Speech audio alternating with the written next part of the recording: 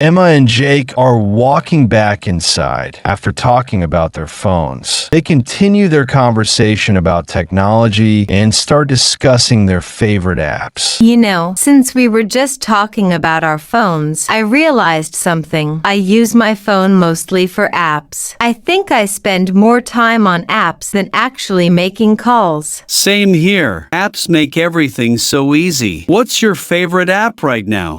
That's a tough one. I think my favorite app is Instagram. I love posting photos, checking out travel content, and keeping up with my friends. What about you? Instagram is great, but I think my favorite app is Spotify. I listen to music all the time while driving, working out, and even while studying. Oh, I love Spotify too. It has all my favorite playlists. Do you listen to podcasts there too? Yeah, I listen to tech podcasts and motivational talks. They keep me inspired. What kind of content do you like? I listen to true crime podcasts. They're so interesting, but sometimes they freak me out at night. I bet. What other apps do you use a lot? I use Google Maps all the time. I'm terrible at directions, so I'd be lost without it. Same here. I also use Uber a lot when I don't feel like driving. Uber is super useful. Oh, and I love using Pinterest for inspiration,